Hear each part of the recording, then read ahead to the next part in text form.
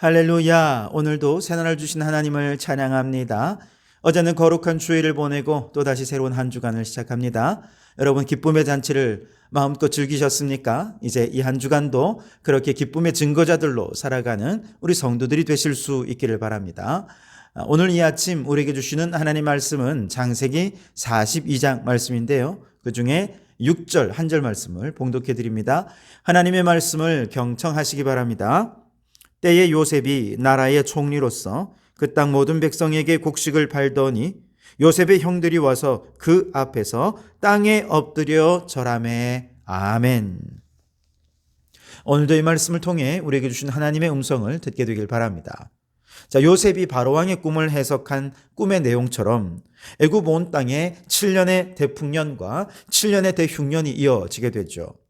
총리가 된 요셉은 7년 대풍년 기간 동안 많은 곡식들을 저장해 둡니다. 그리고 7년 기근이 시작되었을 때에 창고를 열고 굶주리는 애굽 백성들뿐만 아니라 주변 여러 나라들의 이 곡식을 팔아서 그들의 생계를 유지할 수 있도록 도와주었습니다. 이제 42장에 넘어오게 되면 7년 6년 동안의 기근으로 인해 고통당하는 것은 애굽 주변 나라뿐만 아니라 가나안 땅에도 예외는 아니었습니다. 그런데 애굽에는 곡식이 풍성해서 주변 나라의 곡식을 팔아서 주변 나라들을 다 먹여 살리더라 라고 하는 이야기가 야곱의 귀에도 들려오죠. 먹을 건 없고 이제 자녀들을 보내서 곡식을 사서 어떻게든 생계를 유지하고 싶었죠. 그래서 아들들에게 이제 애굽으로 가서 곡식을 좀 사오라고 명령합니다. 그러면서도 막내 베냐민은 보내지를 않아요. 왜? 요셉은 잃었는데 베냐민까지 잃으면 너무 상심이 클 것이기 때문에 10명의 형제들만 갔다 오도록 한 것이죠. 그래서 이제 곡식을 사기 위해 형들이 애굽에 도착을 하게 되었고 드디어 요셉과 첫 만남을 가지게 되는데요. 오늘 우리가 읽은 6절 말씀에서 요셉의 형들은 요셉을 알아보지 못하고 그 앞에 넙죽절을 하죠. 그도 그럴 것이 요셉이 애굽의 총리가 되었을 거라고는 누가 상상했겠습니까? 못 알아본 건 당연하지요. 그러나 요셉은 형들을 알아보았습니다. 재미있는 것은 바로 그 순간 요셉은 형들을 보며 꿈을 생각했다는 것입니다. 9절을 보시면 요셉이 그들에게 대하여 꾼 꿈을 생각하고 그들에게 이르되 너희는 정탐꾼들이라 이 나라의 틈을 엿보르고 왔느니라. 그렇게 얘기합니다. 자, 형들이 요셉 앞에 넙죽절을 하는 순간 요셉은 꿈을 생각했다 그랬어요. 이게 무슨 뜻일까요? 과거의 그 꿈은 형들이 요셉을 시기하고 죽이기로 작정하게 된 계기가 된 것 아닙니까? 그리고 이제 요셉은 궁금해진 거예요.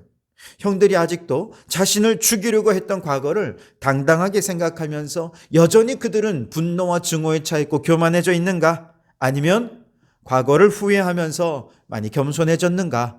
궁금해졌던 것이죠. 그래서 이를 알아보기 위해 한 가지 요셉이 꾀를 냈는데요. 바로 형들을 정탐꾼, 스파이로 몰아붙이는 것입니다. 계속해서 형들을 스파이라고 정탐꾼이라고 무조건 그냥 위협하는 그런 과정에서 요셉은 형들에게 몇 가지 형들이 변화됐구나 하는 것을 눈치채고 확인하게 되는데요. 첫 번째 변화가 뭐냐 하면 형들이 그전보다 훨씬 정직해졌다는 사실입니다. 13절에 보시면 그들이 이르되 당신의 종 우리들은 12형제로서 가나안 땅 한 사람의 아들들이다. 막내 아들은 오늘 아버지와 함께 있고 또 하나는 없어졌나이다. 그렇게 얘기합니다. 자, 정탐꾼이 아니라는 것을 증명하기 위해 이런저런 얘기를 하는데 그런데 그 과정에서 우리 형제가 12인데 하나는 아버지 곁에 있고 하나는 어디인지 모릅니다. 없어졌습니다. 이렇게 얘기한 거죠. 그런데 굳이 낯선 애굽의 총리 앞에서 형제들이 12명이고 하나가 없다 이런 얘기를 할 필요가 없지 않습니까? 오히려 잘 모르는 사람이니까 원래 우리 형제들 10명입니다. 이렇게 했으면 문제는 간단하죠. 굳이 한 사람에게 남을 이유도 없고 막내를 보겠다고 요셉이 요청할 필요도 없고 말이죠. 근데 물론 그걸 예상하진 않겠습니다만 누가 베냐민을 오라고 그렇게 막 얘기할지 누가 상상이나 했겠습니까만 어쨌든 형들은 지금 나름 굉장히 정직하게 열린 마음으로 행동하려고 노력하고 있는 모습들을 보게 됩니다. 과거의 형들은 요셉을 미디안 상인들에게 팔아버리고는 요셉이 죽었다고 아버지를 속이지 않았습니까? 그런데 이제 이번에는 시므온이 애굽의 볼모로 남겨지고 나머지 9 형제들이 이제 가나안으로 돌아가게 되는데요. 아버지께 돌아왔을 때 형제들은 아버지에게 이 모든 상황들을 꽤나 정직하게 얘기합니다. 정탐꾼으로 오해를 받았었고 시므온이 애굽의 볼모로 잡혀 있었고 베냐민을 데려가야 시므온도 살릴 수 있고 다시 식량도 살 수 있다. 정직하게 얘기를 합니다. 자, 이런 정직한 형들의 모습 속에서 요셉은 형들이 그동안 아주 교만했던 태도가 다 사라졌구나, 많이 겸손해졌구나 하는 것을 깨닫고 형들을 받아들이고 용서할 준비를 하게 된 것이죠. 두 번째로 요셉이 형들을 시험하면서 발견한 형들의 변화는 바로 형들이 과거에 사로잡혀 있다는 것이죠. 요셉이 형들을 정탐꾼으로 의심하면서 이제 3일 동안 감옥에 가두게 되는데요. 그러면서 한 가지 조건을 내걸게 됐죠. 막내를 데려오면 당신들의 말이 진실된 것이 되고 그래서 당신들은 죽지 않게 될 것이다. 그러면서 베냐민을 데려오라는 조건을 답니다. 그리고 이제 형제들끼리 남겨졌을 때 서로 얘기합니다. 21절에 그들이 서로 말하되 우리가 아우의 일로 말미암아 범죄하였도다. 그가 우리에게 애걸할 때에 그 마음의 괴로움을 보고도 듣지 아니하였으므로 이 괴로움이 우리에게 임하도다. 그렇게 얘기하는 거예요. 즉 형들은 과거 요셉이 형들에게 매달리며 애원하면서 살려달라고 애걸하던 그 모습, 그 괴로움을 보면서도 요셉을 죽이려고 팔아넘겼던 그때 그 일로 인해서 오늘 우리가 지금 이 괴로움을 당하고 있는 거라고 그렇게 과거를 자책하고 있는 것이죠. 과거를 후회하고 있고 그들이 겸손해지다 못해 과거에 대해 심각한 죄책감까지 가지고 있던 것이죠. 아마도 형들은 이 문제뿐만 아니라 지금까지 지내오면서 크고 작은 문제나 고난이나 어려움이 닥치게 되면 항상 자기들끼리 이런 얘기를 했을 거예요. 그때 우리가 요셉을 괴롭게 해서 오늘 우리가 이렇게 괴로움을 당하는 거라고. 그러면서 끊임없이 그들은 과거에 얽매여 있는 삶을 살아왔던 것이죠. 큰형 르우벤도 역시 과거에 매여 말합니다. 22절에 르우벤이 그들에게 대답하여 이르되 내가 너희에게 그 아이에 대하여 죄를 짓지 말라고 하지 아니하였더냐? 그래도 너희가 듣지 아니하였느니라. 그러므로 그의 핏값을 치르게 되었도다. 그때 내가 죄 짓지 말라고 얘기할 때 내 말 들었었어야지. 그 핏값을 지금 우리가 치르는 거라고. 그러면서 끊임없이 과거에 얽매여서 과거를 후회하고 죄책감에 사로잡혀 있는 모습을 보여주고 있습니다. 그런데 여러분, 이처럼 과거에 얽매이고 죄책감에 빠져 있는 사람들의 가장 큰 문제는 지금 이곳에서 하나님이 어떻게 일하시는지를 보지 못한다는 사실입니다. 즉 현재의 고난에 대해서 과거에 범한 죄에 대해 현재 벌을 받는 것이다 라고 하는 이런 인과응보적인 생각을 하면서 모든 문제를 과거의 죄와 연결시키고, 하나님은 언제나 이렇게 우리의 죄에 대해 심판과 정죄를 하시는 두려우신 분이다 라고만 생각하다 보니 정작 현재의 문제를 해결하려는 하나님의 역사하심, 하나님의 도우심에 대해서는 바라보지를 못하는 거예요.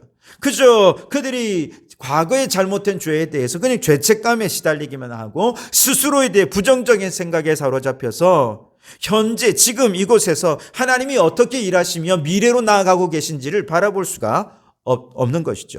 물론 우리 하나님은 죄에 대하여 책망하시는 분이긴 하지만 그렇다고 해서 그 죄 때문에 하나님의 미래의 약속이 폐기되는 분 아닙니다.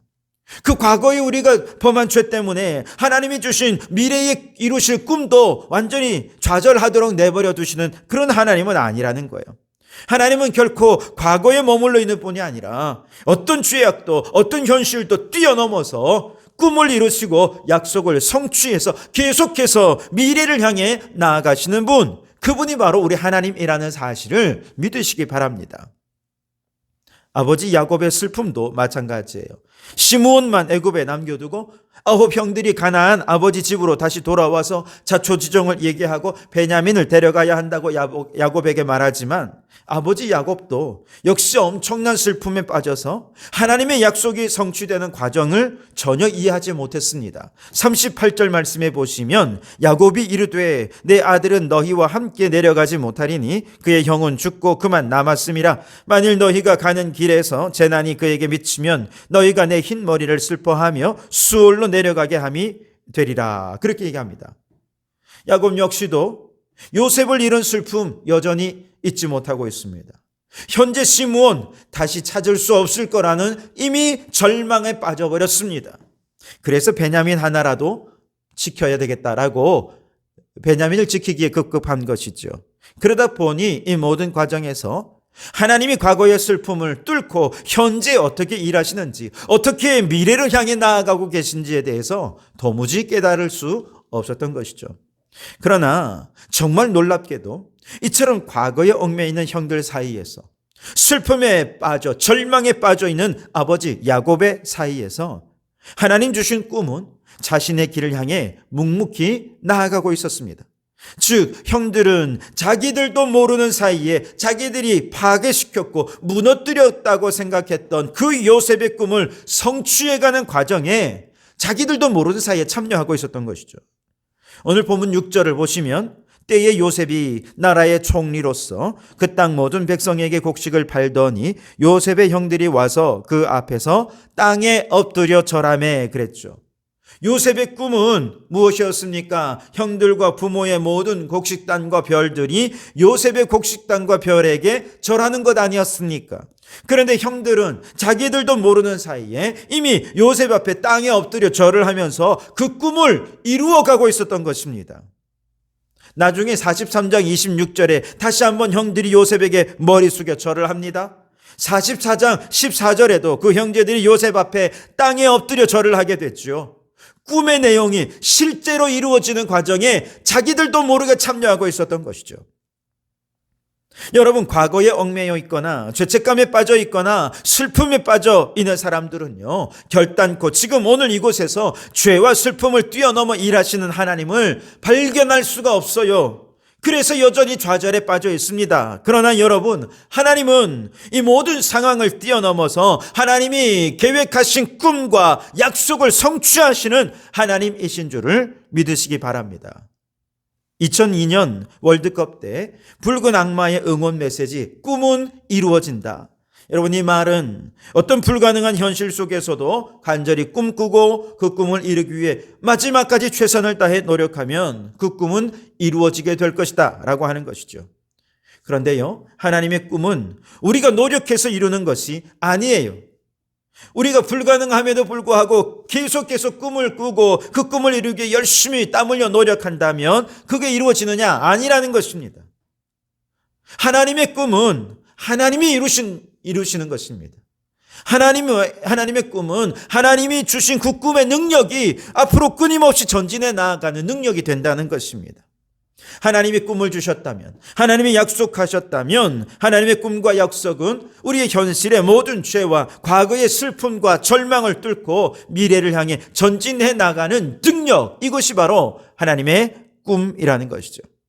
하나님의 꿈의 능력을 믿는 사람들에게는 그들이 범한 죄가 하나님의 꿈이 이루어지는 과정에 결정적인 영향을 미칠 수 없다고 믿기에 죄책감에 빠져 있을 수가 없습니다. 하나님의 약속을 믿는 사람들에게는 현실의 절망적인 상황이 하나님의 약속이 성취되는 과정에 결정적인 영향을 미칠 수 없다고 믿기에 절망에 빠져 있을 필요가 없는 것이죠. 하나님은 죄를 뛰어넘고 절망을 뛰어넘고 과거를 뛰어넘어 오늘 미래를 향해 일하고 계신 하나님이심을 여러분 다시 한 번 더 믿고 확신하실 수 있기를 바랍니다. 요컨대 형들은 지금 생존을 위한 투쟁으로 먹고 살기 위해 애굽으로 내려갔지만 하나님께서는 이 형들이 하나님의 꿈을 믿고 하나님의 약속을 성취하기 위한 투쟁으로 과정으로 형들을 애굽으로 내려보내신 것입니다. 여러분은 지금 무엇을 보고 계십니까? 혹시 과거에 얽매여 있고 죄와 슬픔에 얽매여 있지는 않습니까? 이제 시야를 돌려 이 모든 것을 뛰어넘어 바로 지금 이곳에서 승리를 향해 일하시고 미래를 향해 전진해 나가시는 하나님을 바라보실 수 있기를 바랍니다. 하나님의 꿈과 그 꿈의 능력을 믿으시고 과거에 얽매인 모든 것을 끊어버리고 이제 하나님과 함께 꿈과 함께 미래지향적인 삶을 살아가는 우리 모든 성도들이 되시기를 주님의 이름으로 축원합니다. 기도하겠습니다. 하나님, 어제는 거룩한 주일 하늘과 땅에 만나는 기쁨의 잔치에 참여하게 하시니 감사합니다. 이 한 주간도 우리가 얻은 이 큰 기쁨의 좋은 소식을 많은 사람들에게 증거하는 하루하루의 삶을 살아가게 해 주옵소서. 오 하나님, 과거의 죄악에 얽매여 죄책감에 시달리면 오늘 지금 하나님께서 행하시는 역사들을 바라보지 못할 것입니다. 이제 눈을 들어 바로 지금 이곳에서 모든 죄악과 절망과 실패를 뚫고 그 꿈을 향해 미래지향적으로 나아가시는 하나님의 꿈의 능력을 믿게 해 주옵소서. 우리 하나님은 약속하신 것을 반드시 성취하시는 하나님이심을 믿게 해 주옵소서. 그리하여 더욱더 하나님을 의지하고 과거를 끊고 미래지향적인 삶을 살아가는 성도들이 되게 해 주시옵소서. 예수님 이름으로 기도하옵나이다. 아멘.